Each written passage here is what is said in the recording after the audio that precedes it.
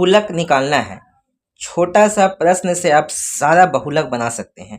तो बहुलक का फार्मूला ये है, फार्मूला आपको याद रखना होगा, ध्यान में रखना होगा। f-1 क्या होता है वो आपको हम अभी बता देते हैं, ठीक है। तो सबसे पहले आपको बहुलक निकालना है, तो आपको चुनना होगा बहुलक वर्ग।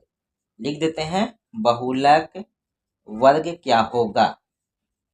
तो सबसे पहले बहुलक वर्ग चुनने का सबसे आसान तरीका है कि जो बारंबारता दिया गया है इसमें सबसे बड़ी बारंबारता कौन है, तो 20 है, इससे तो बड़ा कोई नहीं है। तो यही वाला आपका हो जाएगा बहुलक वर्ग, 40 से 50। अब एक बात आपको और बता देते हैं कि आंसर कितना आएगा। ट्रिक है आपको, ये अगर 40 से 50 आपको बहुलक वर्ग चुन लिए हैं तो 40 से 50 के बीच में ही आंसर आएगा, ठीक है। इससे आगे आपका आंसर नहीं आने वाला है। तो चलिए आगे देखते हैं, ठीक है। जो बच्चा वैसे हैं जो नहीं अभी तक पढ़ पाए हैं या नहीं समझ में आया है, वो चैनल से जुड़ जाइए, उम्मीद है कि आपको पास करा दिया जाएगा, ठीक है। तो चलिए, एल का मतलब होता है निम्न सीमा, ठीक है। तो एल के मतलब निम्न सीमा, तो एल कौन है कम, 40। निम्न का मतलब होता है जो कम है, ठीक है। अब एफ ओ का मतलब होता है बहुलक वर्ग की बारंबारता। देखिए यही ना है बारंबारता, 20 हो गया।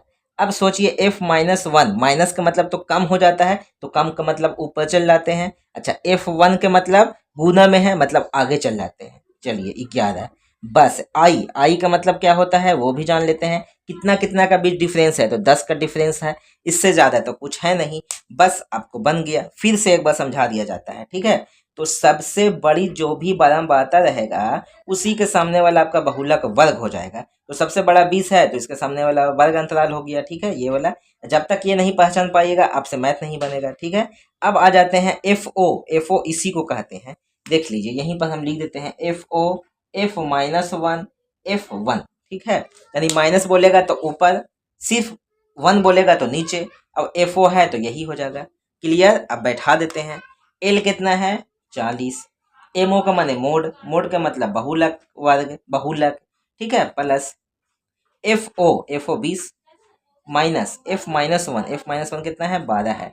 उसके बाद 2FO यानी FO को दुगना कर देना है, तो FO कितना है, 20 है, यहाँ पे 40 कर देते हैं। माइनस f-1 कितना है, 12 है, फिर माइनस है दे देते हैं, ठीक है। f1 कितना है, तो 11 है, गुने आई कितना है, 10 है, हो गया।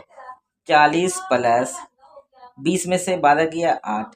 अब बताइए 40 है, ये दोनों को जोड़ के इसमें से घटा देंगे। 40 में से 11 11 12 23, ठीक है, 7 और 3 17 बच गया, गुने 10। 40 प्लस 10 अठे 80/17, यानी MO बराबर 40 प्लस, अब बताइए कितना आंसर आएगा, 17 पचे 85। तो 17 पचे तो हो नहीं सकता है, ठीक है।